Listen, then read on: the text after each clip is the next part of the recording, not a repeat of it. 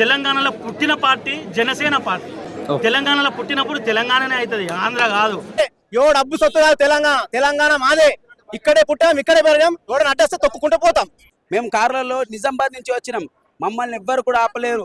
పవన్ కళ్యాణ్ గారు ఇక్కడే కాదు నిజామాబాద్ కి చాలా చేశారు. ఇప్పటికే నిజామాబాద్ గానీ ఆదిలాబాద్ గానీ కొండగట్టుకి 36 కోట్లు ఇచ్చినప్పుడు ఏ కవిత ఎందుకు మాట్లాడలేదు? ఖచ్చితంగా గెలిపిస్తాం. మా అన్నయ్య ఆదేశాల కోసం ఇప్పటి వరకు నిల్చున్నాం, వేచి చూసాం. మళ్ళీ ఆంధ్ర పార్టీ అంటారు, వాళ్ళకి బుర్ర బుద్ధి లేదు. తెలంగాణ అన్నోడు తెలంగాణ కదా, తెలంగాణ కదా, పవన్ కళ్యాణ్ కదా. భయం, ఆ భయం పుట్టించింది మా పవన్ కళ్యాణ్. మా పవన్ కళ్యాణ్ గుర్తు పెట్టుకోండి, గవర్నమెంట్ కి చెప్తున్నాము. యుద్ధం తెలంగాణలో యుద్ధం ఇంకా మిగిలే ఉంది, మేము మొదలు పెడుతున్నాం.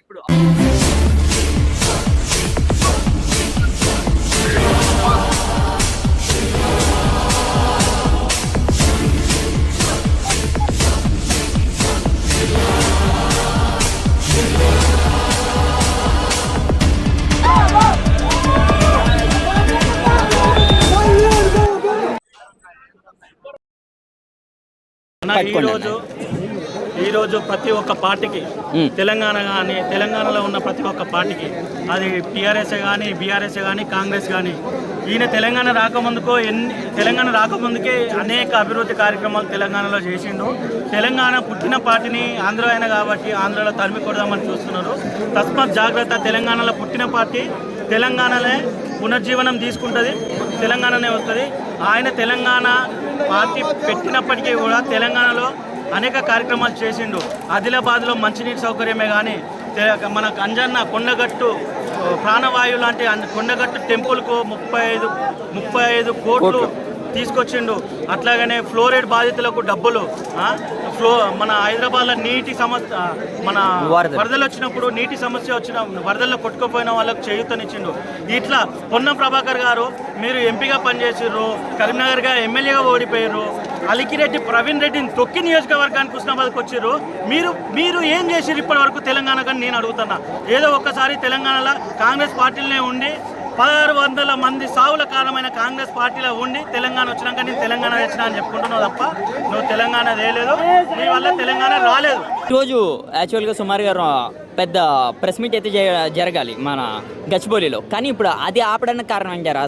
భయం, వణుకు పుట్టింది, వెన్నులో వణుకు పుట్టిన ప్రభుత్వాలు ఈ రోజు చేసినాయి.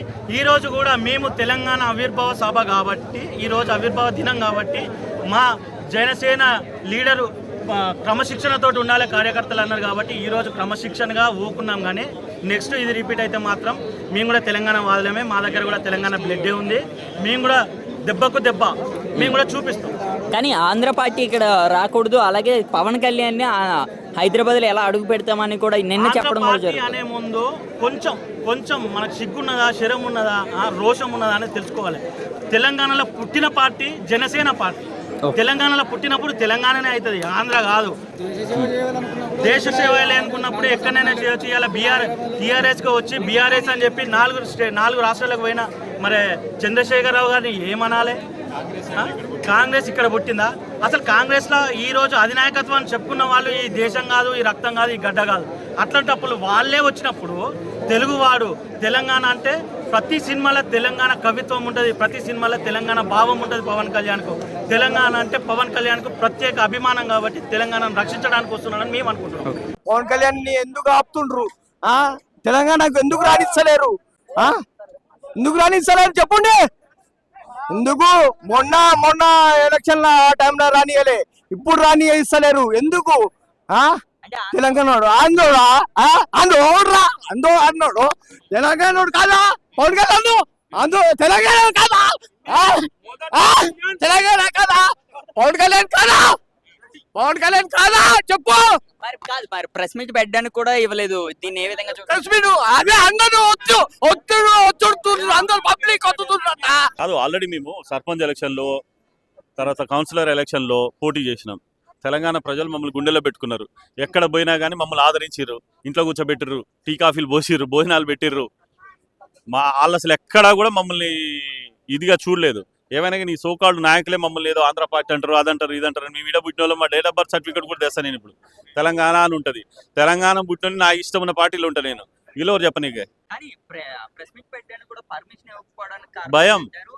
అలాగే నేను కవిత గారు అవ్వచ్చు, భయం, భయం. చేసే కామెంట్స్ ఒక ఊరు పేరు లేని పార్టీ, కనీసం ఒక పేరు లేని పార్టీ, ఏం పేరు పెట్టాలో తెలవక ఆల్రెడీ ఉన్న పార్టీని టీఆర్ఎస్ అని కాపీ కొట్టిన పార్టీకి ఏమో 2 రోజుల ముందు పర్మిషన్ ఇస్తారు.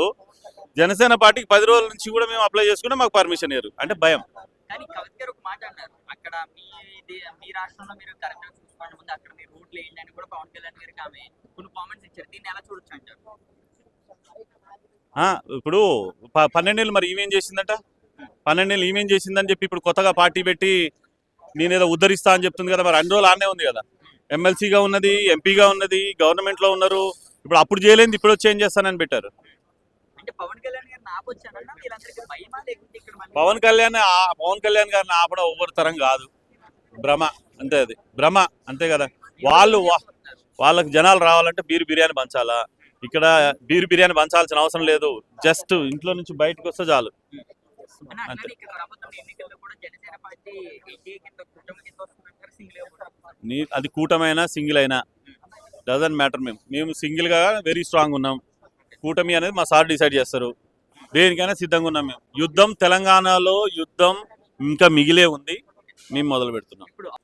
వాళ్ళ మెయిన్ అలిగేషన్, వాళ్ళు చేసే కొన్ని అలిగేషన్స్ ఉన్నాయి. ఏమంటారంటే వాళ్ళ ఆంధ్ర పార్టీ అంటారు.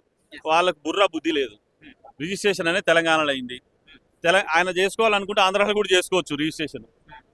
తెలంగాణ పార్టీ, తెలంగాణ అంటే ఇష్టం, తెలంగాణలో ఉండాలని చెప్పి తెలంగాణలో రిజిస్ట్రేషన్ పార్టీని ఆంధ్ర పార్టీ అని ఎట్లా అంటారు? నెంబర్ 1 బుర్ర బుద్ధి లేదు. నెంబర్ 2 వచ్చేసి ఆంధ్రప్రదేశ్లో కొబ్బరి చెట్టు, రబ్బర్ చెట్టు, ఈఏ అని చెప్పేసి ఏదో దిష్టి తగిలింది, ముష్టి తగిలింది అని చెప్పేసి సుత్తి కబుర్లు చెప్తున్నారు వాళ్ళు. అంటే ఆయన మాట్లాడిన మాటను వక్రీకరించుకొని ఏదో వాళ్ళకి చూసినట్టుగా చెప్తున్నారు. అర్థమైందా? సో ఇక్కడ ఎవ్వరు కూడా సార్ ఎప్పుడు కూడా తెలంగాణ వాళ్ళ మనోభావాలు దెబ్బతీసే విధంగా మాట్లాడలేదు, ఎప్పుడు కూడా కించపరచలేదు. ఈయనకు తెలంగాణ గడ్డ అంటే ఇష్టము, తెలంగాణ ప్రజలంటే ఇష్టము, కళాకారులు అంటే ఇష్టము, ఉద్యమకారులు అంటే స్ఫూర్తి, అన్ని స్ఫూర్తి. కాకపోతే ఏంటంటే వాళ్ళ దగ్గర మీడియా ఛానల్ ఉన్నాయి కాబట్టి ఫాల్స్ నెరేటివ్ చెప్తున్నారు. ఆయన ఒకటంటే వీళ్ళు ఒకలాగా తిప్పుతున్నారు, అంతే తప్ప అక్కడ ఏం లేదు. ప్రజల్లోకి వెళ్తే మాత్రం బ్రహ్మరథం పెట్టారు జనసేన పార్టీకి. లేకపోతే ఇంతమంది రారు కదా. ఇప్పుడు ఆయన వస్తున్నాడు అని అంటే రోడ్డు మొత్తం గుమిగూడుతుంది. అందులో జన సైనికులు ఒక్కరే కాదు కదా, సామాన్య ప్రజలు కూడా ఉంటారు కదా.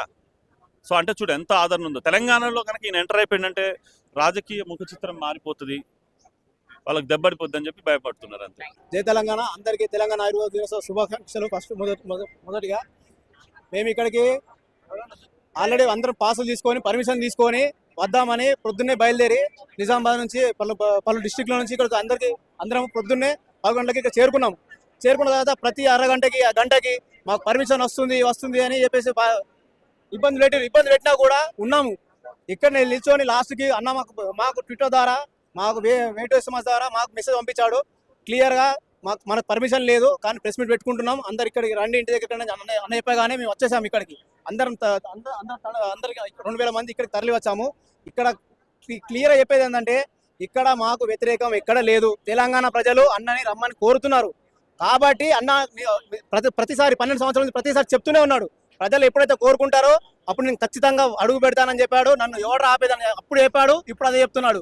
అన్నని ఎవడు ఆపుతాడో మేము చూస్తాం, ఎవడైతే ఆపుతాడో తొక్కుకుంటూ వస్తాం మేము. ఎవడైతే ఆపుతాడో అని తొక్కుకుంటూ వస్తాం. కాంగ్రెస్ పార్టీ వాడే కానీ, బీఆర్ఎస్ పార్టీ వాడే కానీ, అది ఎవడైనా కానీ ఖచ్చితంగా పోటీ చేస్తున్నాడు. ఈ 2029లో అన్న మాకు క్లియర్ గా ఇప్పుడు ఇచ్చాడు. రాజ్యాంగ పరంగా ఎక్కడైనా పోటీ చేయొచ్చు. ఇప్పుడు అన్న మాకు క్లియర్ గా మాకు విజువల్స్ ఇచ్చేసాడు, మాట ఇచ్చాడు. ఈ 2029కి సిద్ధంగా అండి, మనం పోటీ చేస్తున్నాం, ఇక్కడ గెలుస్తున్నాం అని క్లియర్ చెప్పేశాడు. మేము గెలిచి తీరుతాం. ఇప్పుడు ఈ ప్రెస్ మీట్ అంతా కూడా చూస్తే మీకు ఏమనిపించింది తెలంగాణ ఓటర్? ఇక్కడ ప్రతి మన ఈ కవిత కానీ లిక్కర్ స్కామ్ లో దొరికిన కవిత కానీ జైలుకు వచ్చింది ఆమె. మా అన్న ఇప్పటివరకు ఏ నేరస్తుడు కాదు, ఏ నేరం చేసిన వాడు కాదు. ఏ బిజినెస్లు కానీ దోచుకున్నది కానీ సంపాదించుకున్నది ఏం లేదు.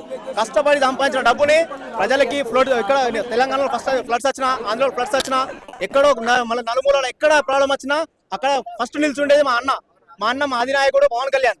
ఈ రోజు వచ్చి వీళ్ళు ఇక్కడ రానివ్వము, అడుగు పెట్టనియము, సినిమాలు నడనివ్వము అంటే ఎవడు అబ్బు సొత్తు కాదు. తెలంగాణ మాదే, ఇక్కడే పుట్టాం, ఇక్కడే పెరగాం. ఎవడని అడ్డేస్తే తొక్కుకుంటూ పోతాం.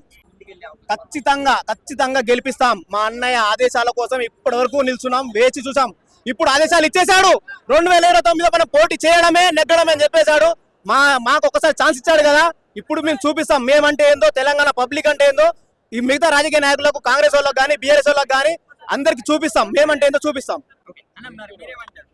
ఇక్కడ ప్రెస్ కి కానీ ప్రజలకు కానీ చెప్పాల్సింది ఒకటే, ఖచ్చితంగా తెలంగాణలో జనసేన పార్టీ వస్తుంది. ఏపీలో ఆపాలని చూసారు, ఆంధ్రప్రదేశ్లో ఏం జరిగింది? ఇవాళ డిప్యూటీ సీఎం అయి కూర్చున్నాడు అక్కడ అన్న. ఇక్కడ ఆపాలని చూస్తున్నారు కదా, పరిణామాలు తీవ్రంగా ఉంటాయి. కాంగ్రెస్ పార్టీ నాయకులు కావచ్చు, బీఆర్ఎస్ పార్టీ నాయకులు కావచ్చు, తప్పులు చేస్తే ఇవాళ మాట్లాడుతున్నారు. పవన్ కళ్యాణ్ గారు, శ్రీ కొనిదెల పవన్ కళ్యాణ్ గారు ఇక్కడ కూడా తప్పు చేసేది లేదు. ప్రజల కోసం వచ్చిన పార్టీ కాబట్టి జనసేన పార్టీ ఎక్కువ చెప్పడానికి ఏం లేదు.